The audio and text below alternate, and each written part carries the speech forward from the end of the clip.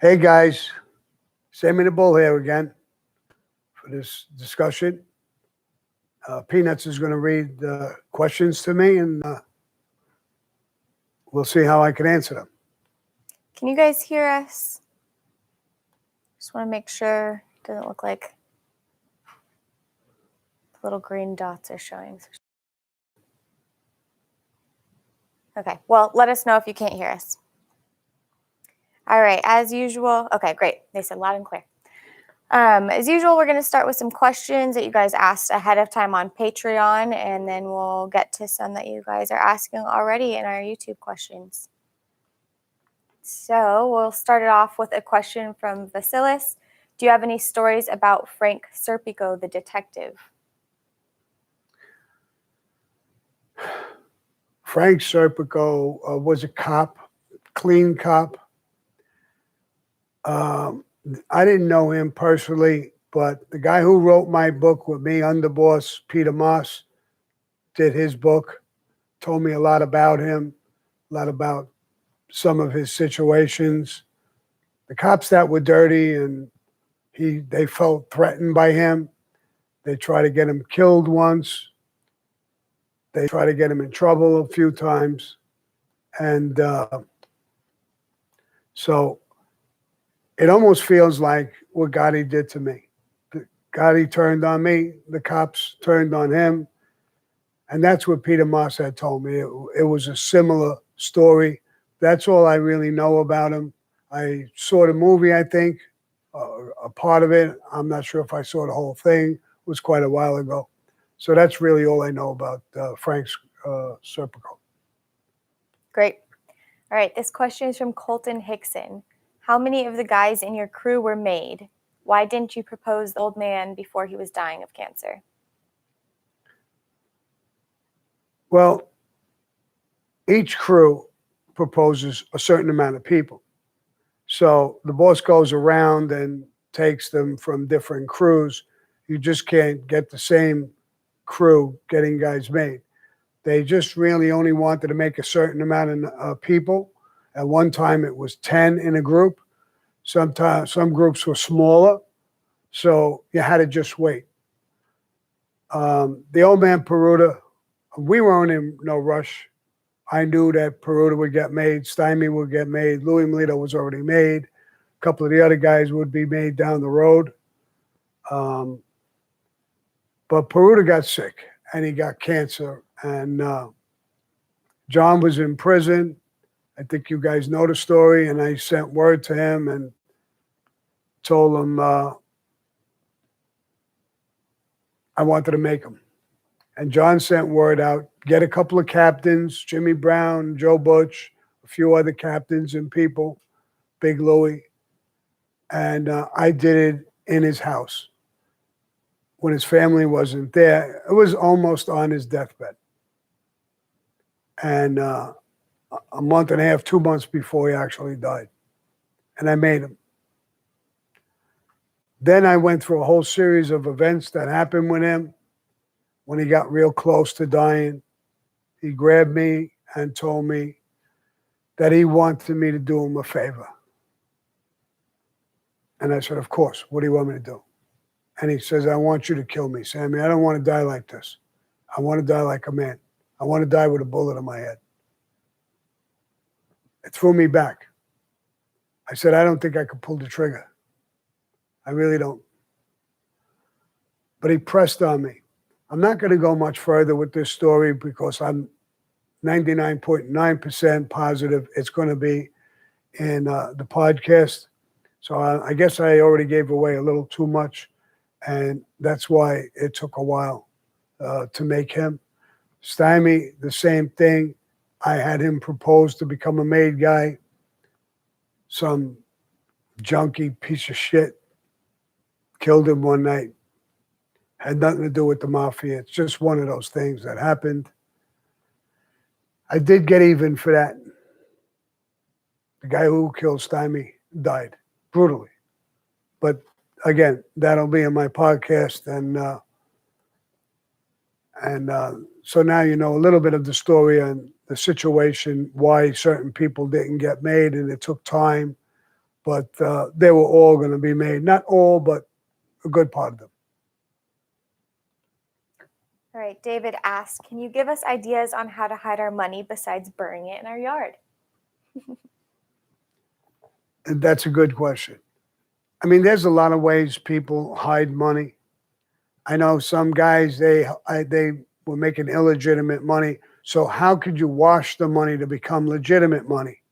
Not hiding it, but legitimate. So they would buy a car wash that did X amount of dollars, let's say $20,000 a month, a week in volume. So they would automatically just pump it up to 40 and say the car wash is doing great. I make 40,000 a week.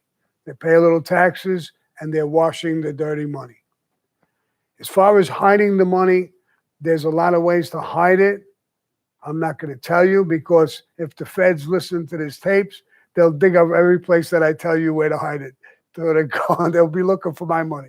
So I really don't have that kind of money anymore, but there's a lot of places to hide it. What's ever good for you, it's hard to tell you what to do it. Put it in under your wife's bed. See what happens to it. If you start seeing her with fancy clothes, you better check the stash. All right, Michael Campbell asks, Sammy, is it true that when John Gotti's son Jr. was made, you read him the oath? Yes, it is true. It's not appropriate for a boss to make his own son. So he asked me to head the ceremony. I believe there was 10 guys in that ceremony. And I headed the ceremony. Frankie Lacasio was there and another guy, another captain, I don't remember who. And we made him. And I read him the ceremony, not only to him, but all the other people who were being made that day. Then I took him back to the club on Mulberry Street. It wasn't too far from there. And I introduced him to his dad as far as Cosa Nostra. I said, John Gotti Jr., this is John Gotti Sr. He's the representative, the boss of our family. John, this is John Jr. He's Amiga Nostra. He's a friend of ours. And they met. Sometime later, I also made him a captain. John wanted to make him a captain. And he told me to go down and make him a captain. And I did. Again, I believe it was Frankie Lacasio that came with me, but I grabbed him, talked with him, and made him a captain. I did the same thing, brought him back to John, introduced him as a captain. Then there was going to be some guys with him. I introduced some of those guys to him as a friend of ours and a captain. And he started to build his own crew. All right, Michael Fidus asked, you wrote in your book that Jimmy Fiala, which is Jimmy Brown, and Tommy Gambino, which I think he means Danny Marino, were somehow involved when Chin and Gaspipe killed the Chico. Why did Gotti keep them as capos and didn't try and get rid of them?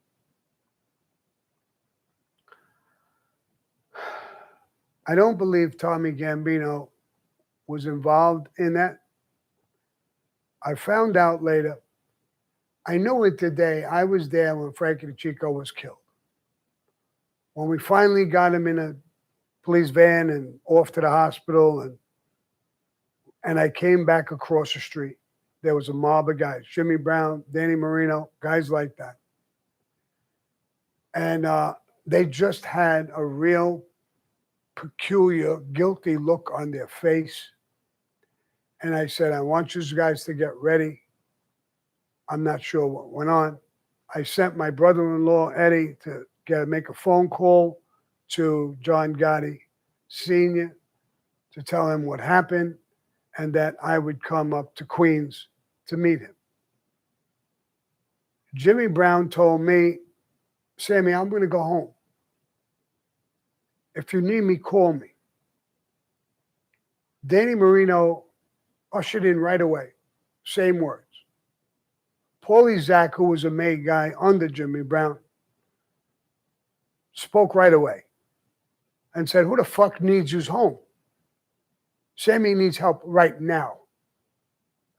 We got to stay around him. What do you mean go home? I said, Paulie, please, let's relax.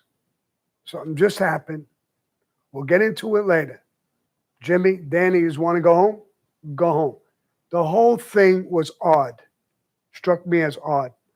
But the more important thing, I didn't know for sure at that moment if Frankie was at. I mean, I knew it in my heart, but I wanted to hear it from the hospital. There might have been a slight chance. I don't know. I doubt it. But I wanted to wait. And I went to Queens, talked to John, and I told him there was a feeling and a vibe I got with Jimmy Brown and Danny Marino.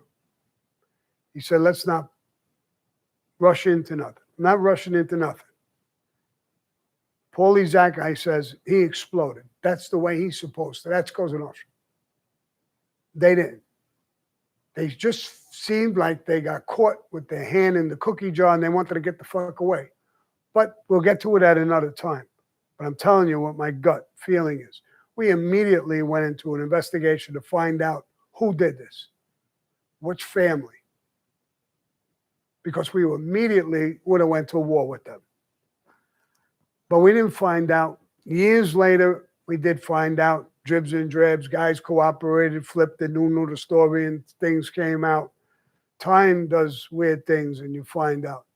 So through the years, we found out that Jimmy Brown and Danny Marino, gas pipe whispered in their ear, something's going to happen big. You guys are going to be okay. You guys are going to be our guys. And he told them, it's not just me talking. There's other people.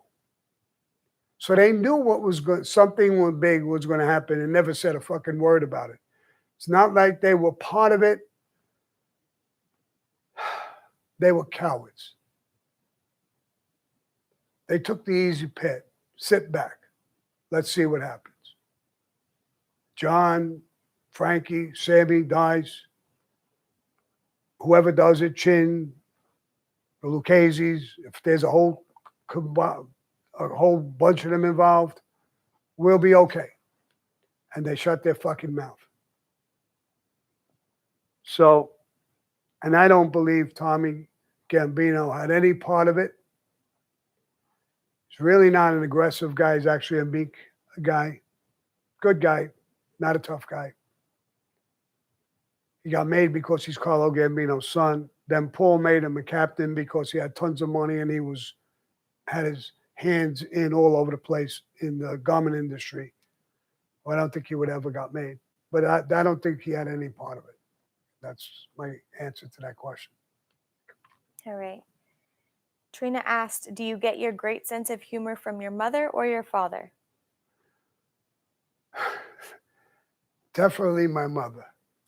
My father was an old timer and he wasn't grumpy. He was a good man, but they were quiet. They didn't joke much. They worked hard to support their family. But I had to get it from my mother, for sure. He was very mellow. No jokes about him. All right. Ron Amador asked, if Michael DeBat was one of your most loyal and trusted guys, then why did he go in 1987? I'm sure there was a good reason, but just curious.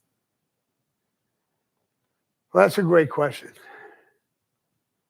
When my crew was there, I had grabbed everybody one by one as they became part of my crew. And I said, if you're going to deal in drugs, get the fuck away from me. You could do it. You could do whatever you want. I don't want to do it. I don't like dealing with the people that are involved with drugs, people who take it. After a while, you can't trust them. This is a rule in Cosa Nostra. It's my rule very strongly. Don't be around me if you're going to fuck around with drugs.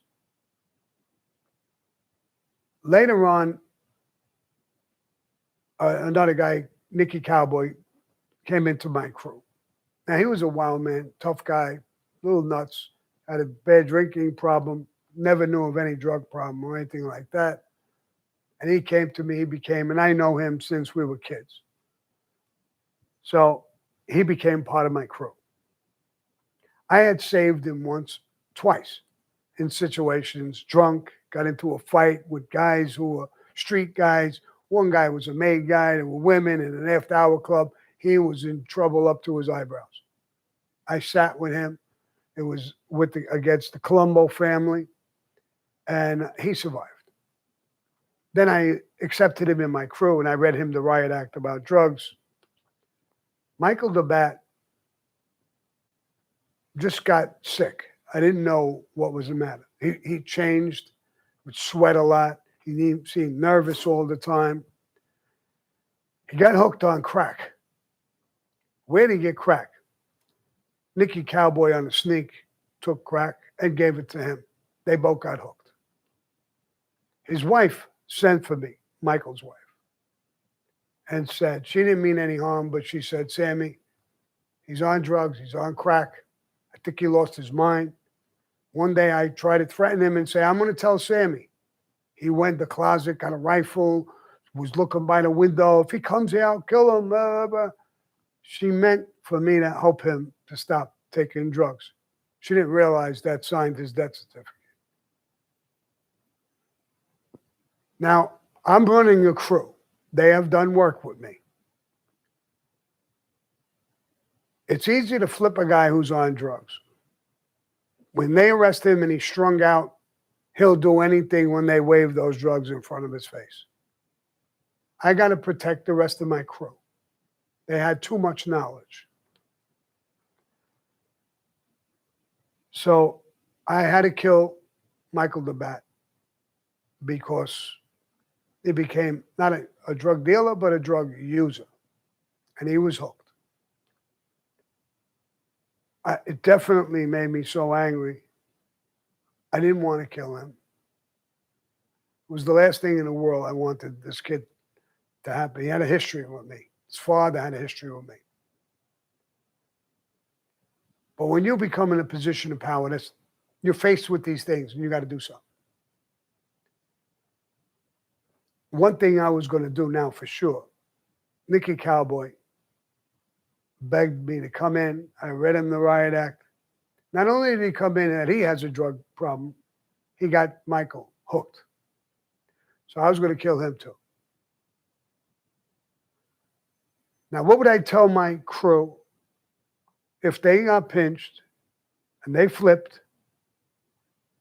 and they were in prison? We were all in prison, me and my crew. What do I tell them in prison? You knew, Sammy, and you didn't do nothing? That's what I'm faced with. So I killed both of them. Michael DeBat broke my heart, and Nicky Cowboy for bringing that to my crew. And I guess that's the answer to both of them. Yeah. All right.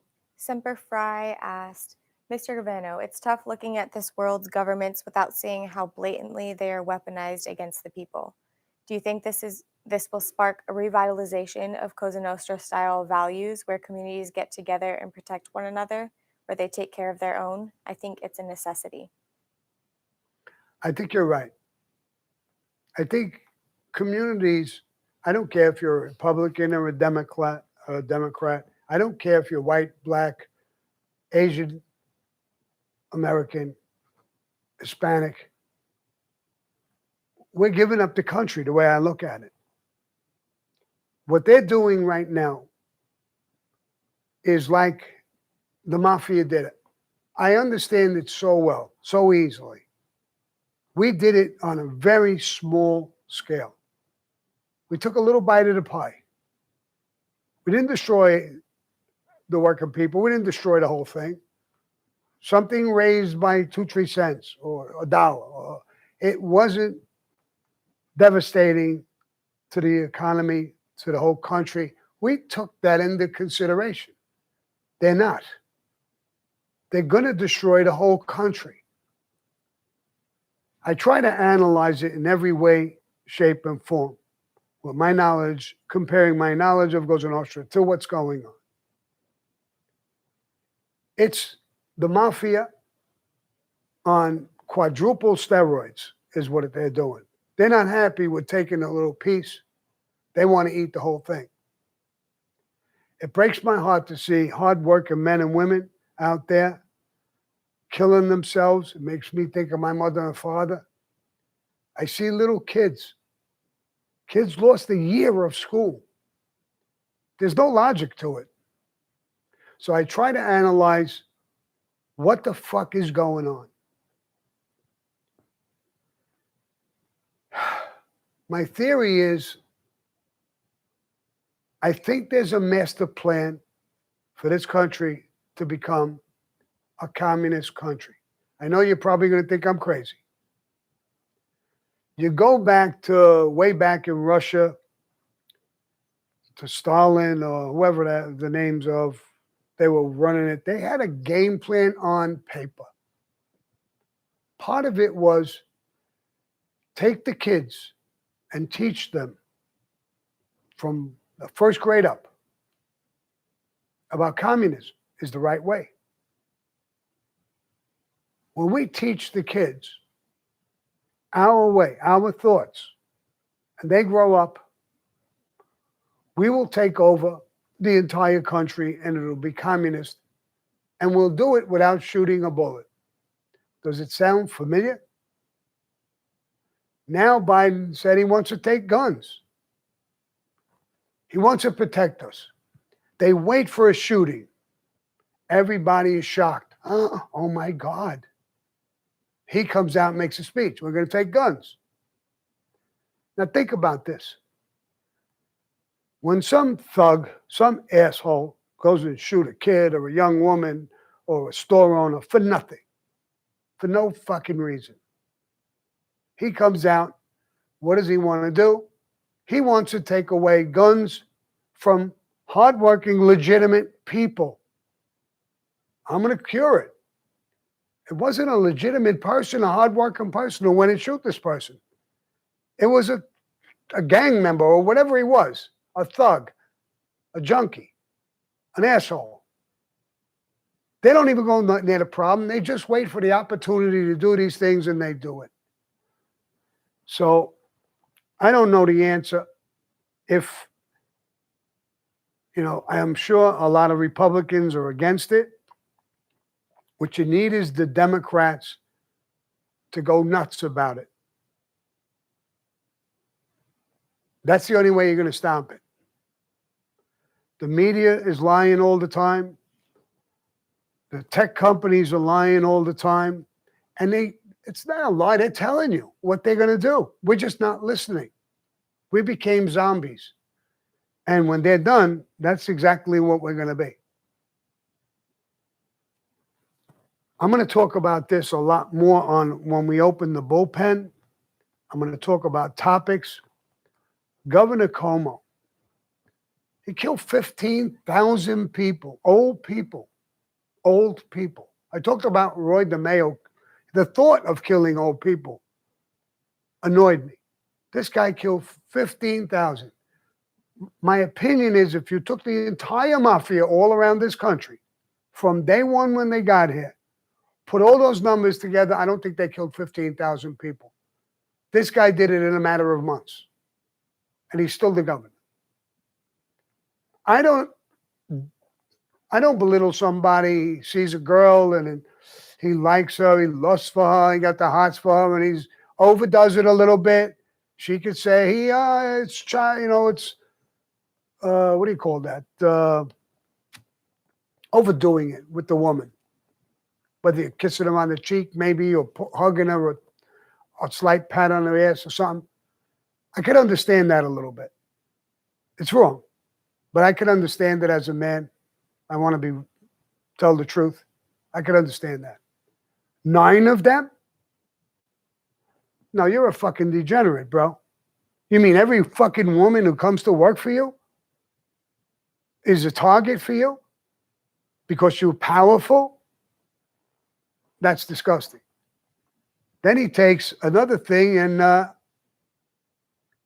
something with the injections or the tests and everything. He puts his mother first and his brother. I get it. I would put my mother first too. But all of his family, and then his friends, and then all the people around him who work. Make sure they all get it first. And business associates. Now that's for money. So all the old people and all the people who are vulnerable, they could fucking wait. This guy does it to 1,000 people, what I heard from the news, and that's illegal. But he's still the governor. I could only imagine if the mafia did that, or I did that. Let's not talk about the whole mafia. I did that. I'd be indicted, convicted, and in prison doing God knows life, probably, with that amount of people. But there's a double standard of everything. It's confusing. It was confusing to me a little bit. But the way I look at it is that they are the mafia on steroids, no doubt about it. Let me go further or I'll never stop talking now. All right. Paul Como asked, what did you do to stay in shape back in your younger days and now? In my younger days, when I was a kid, I didn't work out, a very young kid. I always had a nice little build. I was just a little muscular. And as I got to be a teenager and got older, I worked out. I worked out with weights. I cardio a little bit. And I swam and played sports. I played ball a little bit, handball, stickball. I was active and I stayed in shape. I never really got out of shape too much. There's times I ate a little bit. I always, as soon as my pants got a little tight or I saw something I didn't like, I'd start watching what I ate. So I always worked out on and off. Even when I went in prison, when I was in the military, I was very active and worked out. They all do. And when I went to prison, I worked out. So I always really stayed in shape. I'm 76 now. And I went to the VA hospital. And to get in, I asked about the shot. And they said, you have to be 65. So I says, all right, well, when you get to 65, we can talk to you about it. There was a woman at the desk. I laughed. I said, 65? This was a while ago. I'm 75. And now I'm 76. I said, I'm 75. She said, very funny. So I'm looking at her. Now, I got some wrinkles to prove it, but my body, she must have been looking and she must have said, this guy's not 75, 76 years old. It's full of shit.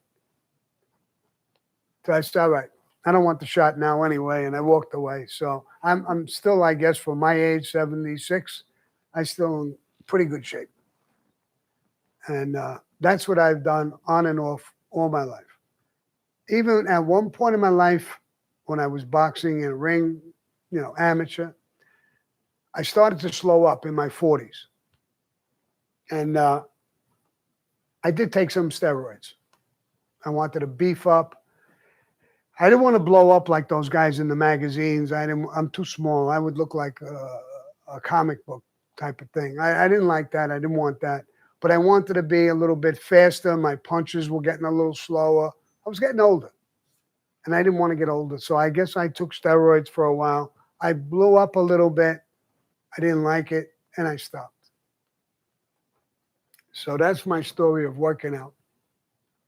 All right. Andrew Algier asked, were you ever offered a piece of something you turned down and it made more money than you ever thought it could?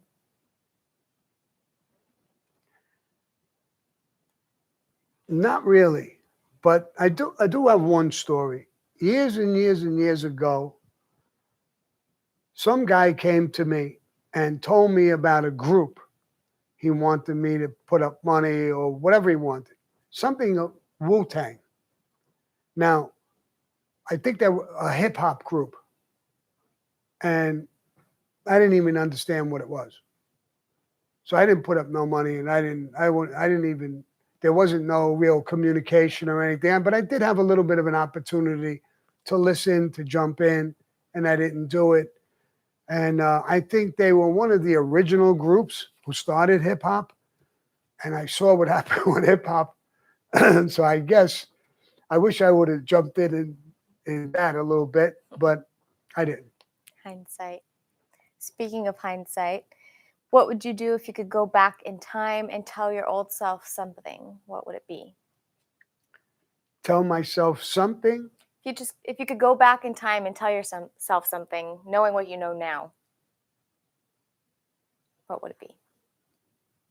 That's hard. Huh? That's a hard question. It is a hard question. I mean, there's a lot of things I would tell myself. I would assume.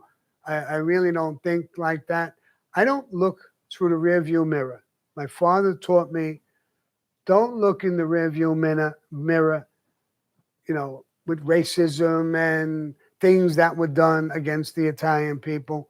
Go forward, look through the front window, and go forward. If you live in the past, you're going to be stuck in the past. So I don't really do too much thinking about the past. When I do think about the past, I think about good things, memories. My mother, my father, kids and cousins and things we did when I owned my farm, the good times me, my wife, my children, friends had at the farm. I try to think of things like that.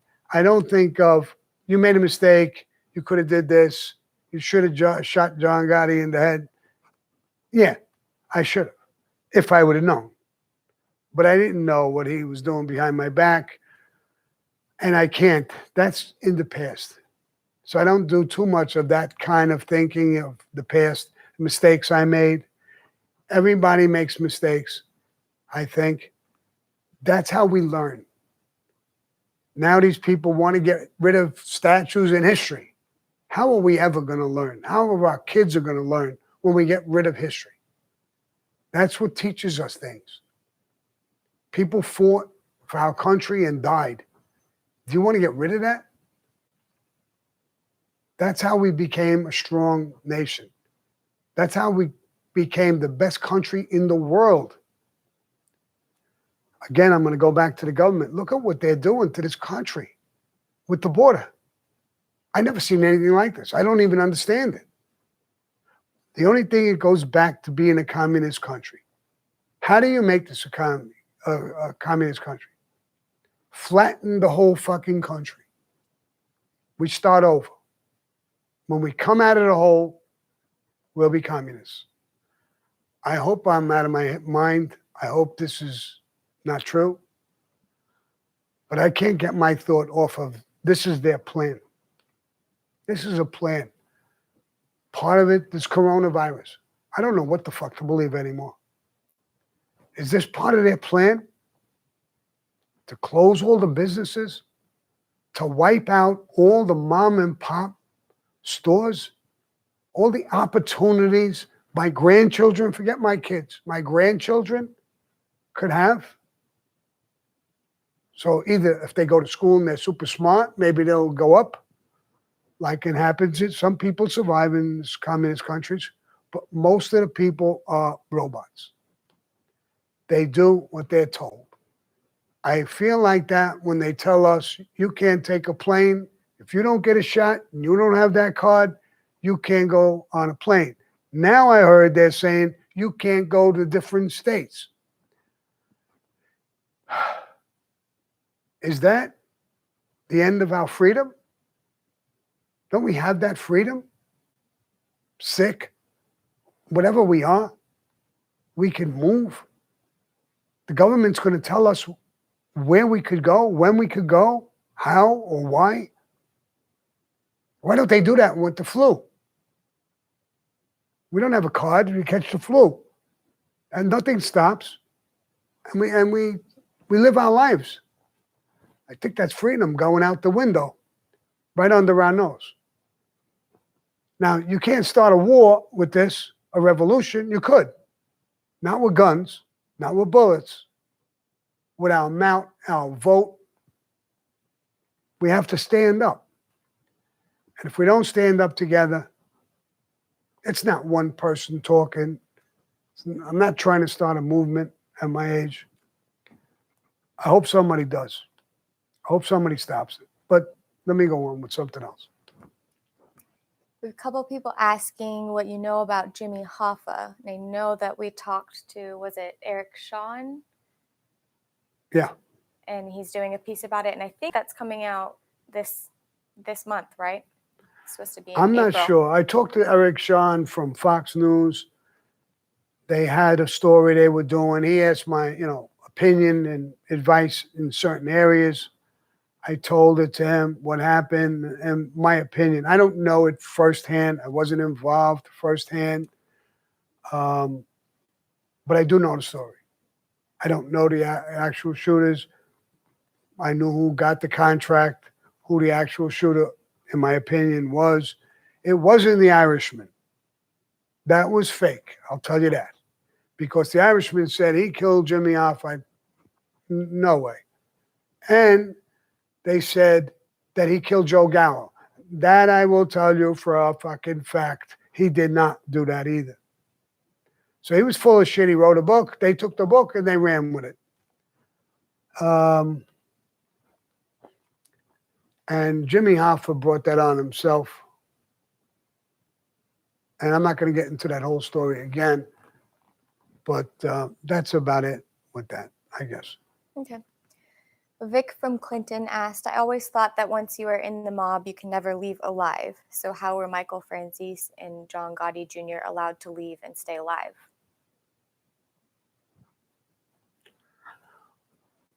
Well, both of them cooperated.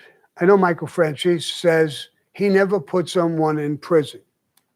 I talked to him once. We're talking about a possible sit-down between me and him. And we met. We talked. Seems like a nice guy. I like him. I never knew him back then. He says he knew me. He never knew me. Not that I know of. And he said, well, I never put anybody in jail. What does that mean to me? I told him. What do I care? What you did. You sat with the government and cooperated. If you never had to take the stand, listen, I cooperated. I wish I never took the stand or had to take the stand. Good. But you did cooperate. And that's why you left the life. Not because you found Jesus. You found a girlfriend who was a Christian and that made you leave. That's bullshit. You left the life because you cooperated. And there was a lot of other reasons I don't want to get into. I don't want to talk behind somebody's back. But John Jr. did the same exact thing. He never took the stand. But when you go to a profit meeting with the FBI, they'll tell you, I heard John Jr. saying, well, I was forced there. No, the government does not, you could ask any lawyer, does not force you into a profit meeting. A profit meeting is when you're going to cooperate. And you, or lawyers, ask the government, can we make a deal? The government says, okay, we'll take you into a proffer meeting. In other words, whatever you say there, if they make a deal, they're going to use it. If they don't make a deal, they don't use it. So you go in there and you talk about yourself, your crimes, and other people's crimes and everything that's going on. If you make a deal, they use it and they go to trial. If they don't use it, then there's not going to be trials and you don't testify. That's Michael and that's John Jr. But it doesn't stop the FBI, everything you told them, to immediately go out and investigate those people that you talked about. Now, if that's not ratting, I don't know what is. It's a cover that nobody knows. And then you could say, I didn't. They forced me into a meeting. Or you could say, I never put nobody in jail. Good for you. But that you ratted. You know what I mean? You want to tell the rest of the world whatever you want to tell the rest of the world. Don't tell me that you didn't cooperate. So if we do have a sit down, I think it's going to be a little, somebody's going to come out with scars.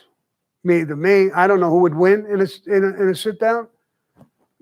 If he wins, he's going to be a winner with a lot of scars. If I win, maybe I'm going to have some scars. I don't lie, but we'll see. And it's been discussed, and I'm considering it. And I really want to say I got to know him a little bit. I like him. I look at some pictures of his wife, his children. He's got a good family. And so I don't want to badmouth him at all. I mean, he does what he does, and good for him. All right. Another question from Andrew Alguier. He asked, did you ever know of any full-on made guys who were gingers, like full red curly hair and freckles and all that? Gingers, is that what they call them, gingers? Yep. You know, Sammy, who you guys know how close he was to me. His son, Joey D'Angelo, they both had the same name, Joey D'Angelo. It's Joey D'Angelo Jr.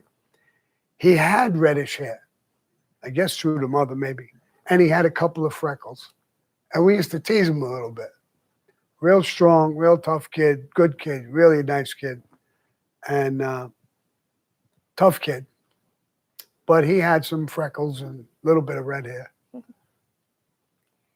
All right. Danny Atkinson asks, going back to the situation with Johnny Keys, these men that surrounded him and were loyal to him, what was their fate? Did they simply switch to Scarfo, or are they also taken out?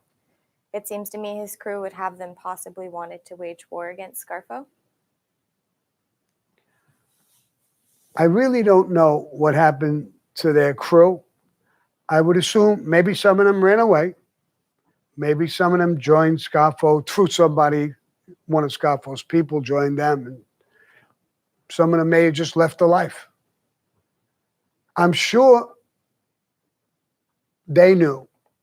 I came into the picture. I was a New York guy, and Johnny Keys wound up dead. So if that happened, they would evaluate, oh my God, now we're not only fighting Nicky Scarfo. This is a New York family, a powerful New York family, and maybe all of the New York families. So I don't think they started fighting. This, I think, evaporated any thought of fighting. You're fighting an army now. So, but I never knew what they did. I never paid attention to it, never went back to it. And that's about it. I know we're going to talk more about Vic Amuso in future stuff, but can you say really quickly what it was like to deal with him? Was he a drug dealer? Vic Amuso and Gas Pipe, well, the boss and underboss, they definitely were major drug dealers. And it brings in a lot of money and a lot of powerful hit guys because they kill each other a lot quicker in that business than any place else. And they both went to prison. Gas Pipe cooperated eventually. And that was about it. All right. Did you ever hear anything about what may have happened to John Favara, Gotti's neighbor? Yeah, of course I know what happened to him is that he was killed. It was a car accident. The kid had a mini bike. It was dark. And the car and the mini bike collided. I'm not sure what how the collision was, but the guy tried to go over John's house and pay respects that it was a car accident. He was sick about it. And the wife flipped out on him, and John told me, and I heard later, that she drove John crazy. You're going to let this man get away with killing our son? His own ego and being driven like that by your wife, I guess he lost his fucking mind. killed a legitimate person. And I heard that they chopped him up and got rid of his body or put him in a barrel, and they got rid of his body. I had no part in that, so I don't really know who did what. I never really asked. It's really none of my business. I think he gave the order. That was the mistake. The guys he gave an order to, they did what they were told. I'll never discuss them. I don't know it anyway, so, and I don't want to discuss them. But it was a horrible mistake. He understood that a little later on when they did movies and they did this. In the first Gotti movie, they tried to blame me for killing the neighbor because they knew that didn't sit well with the general public. Even mafia people didn't like it. I didn't like it. Later on, there'll be a story about his wife that I'll talk about, probably in my podcast. That'll make your hair stand up, but not right now. Angela asked, does somebody like Victoria Gotti, being a woman, have any power today? No, absolutely not. Angela Gotti, that's the angel. No. Angela is who asked the question. Does somebody like Victoria Gotti, being a woman, have any power today? Oh, I'm sorry.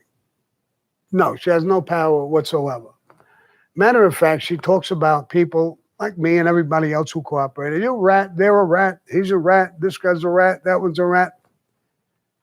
She gets on a television show, a reality show. She's a guest. She's not part of the reality show, she's a guest. Someone with these Jersey women or something. And she's on the show for 5 minutes, like an interview type of thing. And she talks about when John went away, there's a guy who owned a restaurant in Brooklyn, New York, who idolized John, who took care of her, gave her a watch, never made her pay for her meals when she came in that restaurant, trying to treat her with respect and love because of the father. In the show, she says that. She admits it. And then says, the only bad thing about it, it was that he was having an affair with his mother-in-law. Oh my God. You just destroyed this guy's life, his wife, his family, who treated you good. Why would you say that? And what kind of power could she have? Who could respect her for just doing that alone? She did a million things. Well, just doing that on that show, I heard it. I couldn't believe my ears. I said, is this possible? She's calling everybody a rat. Look what she just did. But, yeah, she's got power. All right. Who is Ralph Natal? Why does he resent Nicky Scarfo and Phil Leonetti? Ralph Natal was a guy who was made in the family, had tremendous connections. I think I did a story about this guy, didn't I? I thought so.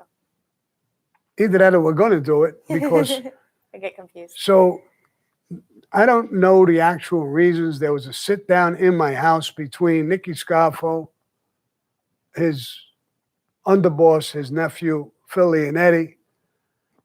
I made the appointment happen.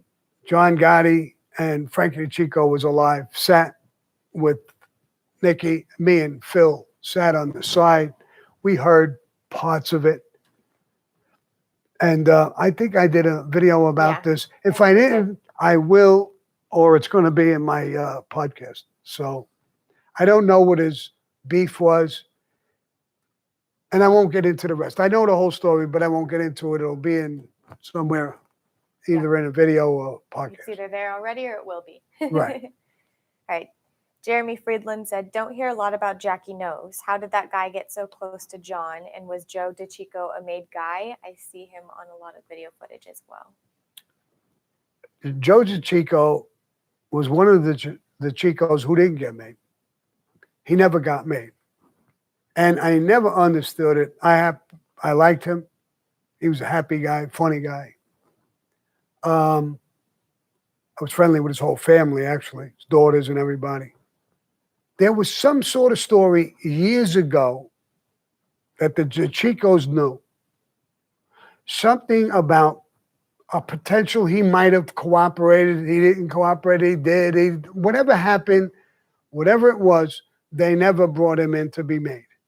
I never really found out exactly what it was, but he never got made. One. What was the first part of that question? How did Jackie Nose get so close to John? Kissing ass. He liked to kiss ass, I guess. There you go. Did you know Tommaso Buscetta? Tommaso Buscetta. No, I didn't know him. He was from Italy. He became a witness, became very famous because he testified against the whole Italian mafia at that time. There was a trial with 300 guys on trial. And he sat in a courtroom. And in that kind of trial in Italy, they sit right across from one another. And this boss of a family said to him, "Do you realize what you're doing?" To goes at Austria. He said, "I do." "Do you realize what the fuck you did when you killed innocent people in my family to stop me from cooperating? Do you live with that? If you can live with that, I could live with sitting right in your fucking face and cooperating against you." So this made him extremely fucking famous in Italy and even in the United States. So I heard some of the stories. I never knew him. I never met him. But that's the story I heard. And there's probably he's in books or articles that you could read. But that's what I know about him. All right. John Carter asked, what was the deal with you and Ron Kuby? That's the lawyer with the ponytail. Ron Kuby was a radical type lawyer. He had a ponytail and he was like a hippie and he would represent people and do all kinds of shit. When I did my book in '96, he represented one of the Garafolas. And he went on television and he had a piece of paper. He said it was a subpoena. He says, "When I get to Sammy, I'm going to stick this subpoena right up in his ass." I exploded. I said to people I knew, "Reach this bum and give him my address. I'll accept the subpoena, but he's got to put it where he said he's going to put it. Let him come to me." Later on, a guy in Arizona, before I went away on my second or third pinch, whatever it was that I went away on,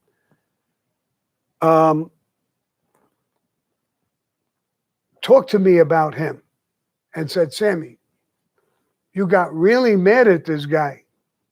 "Yeah." "You wanted to kill him."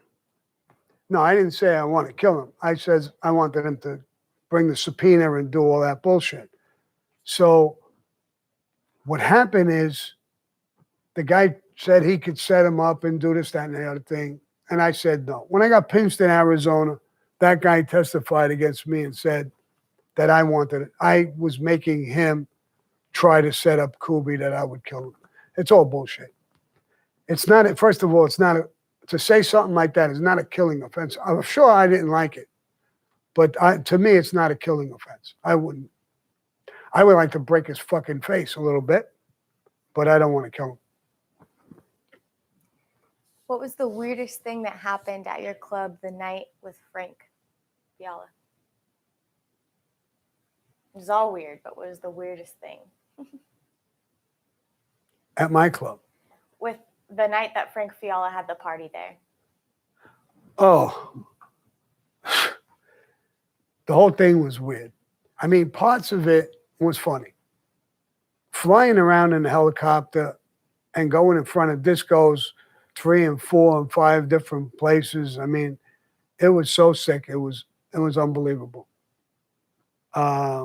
Telling them to go to the Plaza Suite. But there were so many things, especially now that I think back.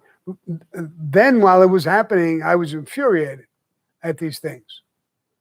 But the story is so long and there's so many parts to it. There's no one thing. There's just 100 things. It's the whole story that is weird. Yeah. All right. Angie asked, in the mid 80s, I worked at a dude ranch in upstate New York a few months after you guys had taken over. Johnny and yourself, along with some other people, had come up during the week and when we didn't have any guests. I always wonder why. Angie's her name? Yes.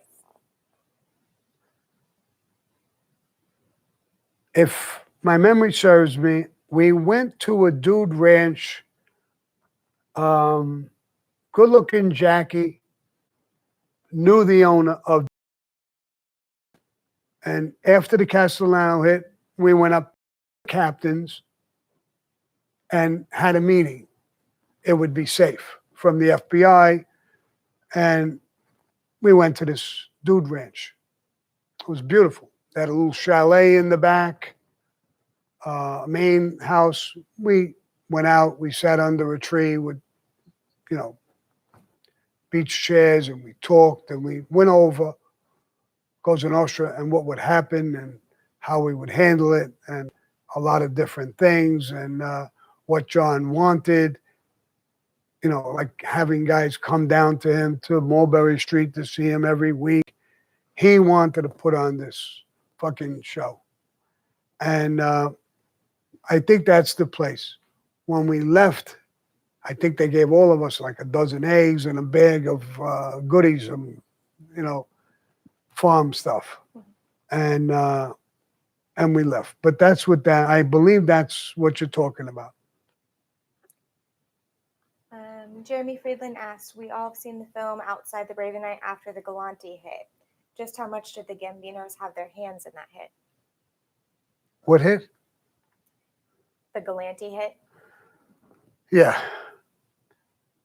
That was a thing in the Bonanno family.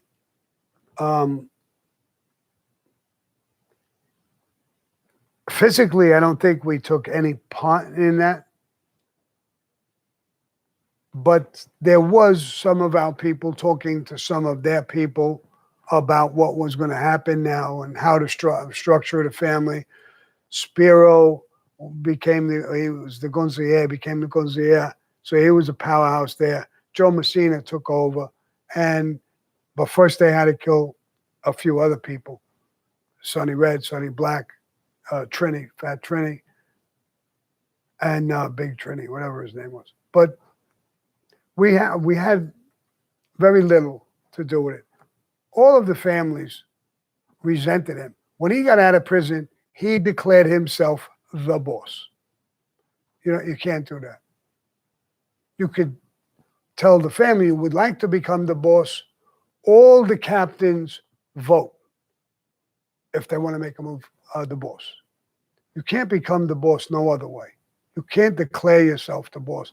Even though in Philadelphia it happened, some places it happened. In New York, and I don't know about in this new age, but it's usually a vote of all the captains in the family.